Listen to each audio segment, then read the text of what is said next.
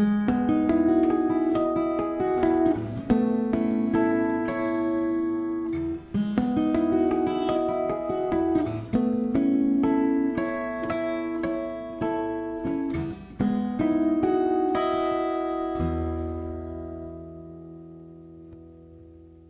I'm Don Ross coming to you today from Toronto, Ontario. Here to show you a little effect you might want to try incorporating into your tunes every once in a while. This is an effect that's usually called the ripple effect. It was developed by a fellow named Lenny Breau, who was a great jazz fingerstyle guitar player who split his time between Canada and the United States growing up. And it's a really great effect to throw, especially into a ballad. It creates an almost harp-like effect using a combination of normal notes and harmonics. Learning it at very beginning is a little counterintuitive, but eventually it seems simple enough. Applying it in your playing takes a bit of practice, admittedly, but if you keep at it, you'll get it. Let's look at the technique itself.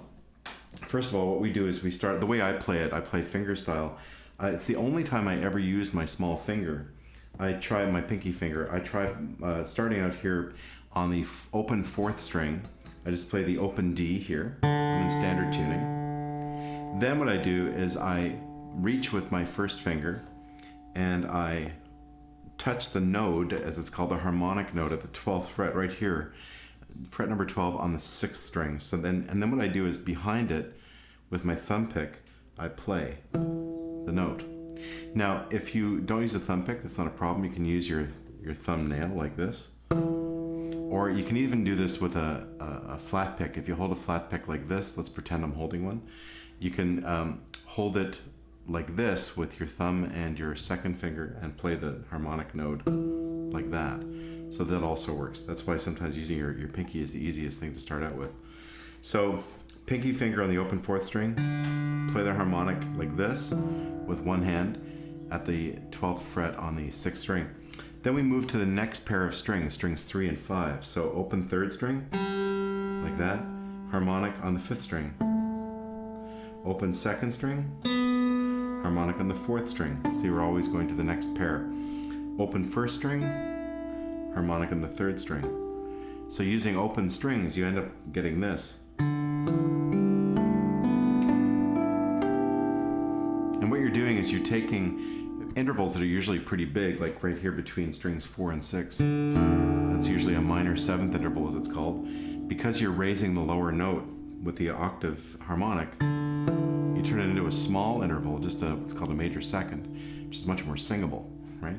So it can almost sing that melody, la la la la la la la, like that. So that's the essence of the effect. Now, what you'll find is that chords that have a lot of different pitch names in them, like for example standard tuning, E, A, D, G, B, E, has 5 different pitch names. There's 2 E's and everything else is different, right? There's an A, there's a D, there's a B, there's a G. So it adds up to 5 different pitch names. You'll get a lot of different lovely intervals, a lot of interplay. Let's try another one. We'll do top string at the 2nd fret, so string number 1, the highest sounding string at the 2nd fret with my 3rd finger. String number 2 at the 2nd fret with my 2nd finger, and string number 3 at the 1st fret with my 1st finger. So I'm playing, if I play it like this, it's usually what's called a 13th chord. Okay, it's kind of a jazzy chord. Open strings, it doesn't sound that interesting, but listen what happens when I apply the ripple effect. Now, I'll play it first and I'll explain what I did after.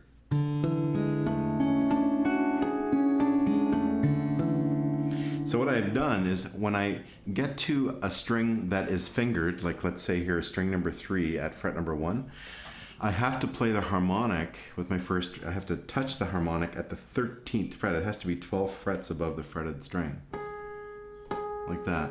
So I get that G sharp note. So all of these are on the 12th here. Then I'm switching to strings 1 and 3, and on string 3 I have a finger at the 1st fret, so I have to move my harmonic to the 13th fret here. Right there, you see what I mean? So let's try that again. And then what I did was I just continued the pattern going back down. So I ascend first, I go string 4, 6, 3, 5, 2, 4, 1, 3. Then I just did the same thing backwards. 2, 4, 3, 5, 4, 6. So if you do it as one movement, it's like this. Try it a little more smoothly this time.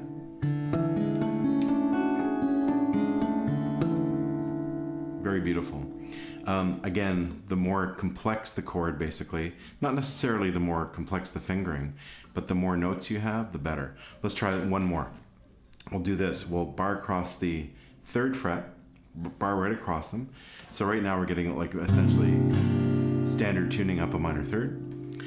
Let's just try this. Take string finger number 2 rather, and put it on string 3 at fret 4. So we end up with what's called kind of like a G11th chord. Okay, sounds kind of interesting as a regular chord.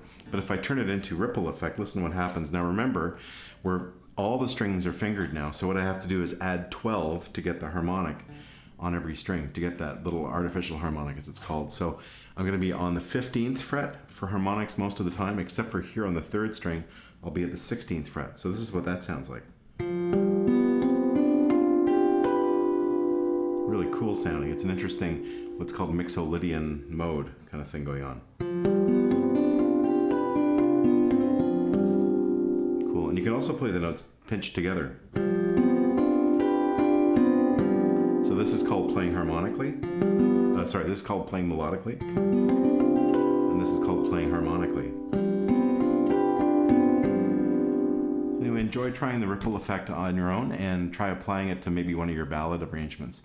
And you'll find that it adds a lot of color to your playing. Thanks for checking this out. We'll see you soon.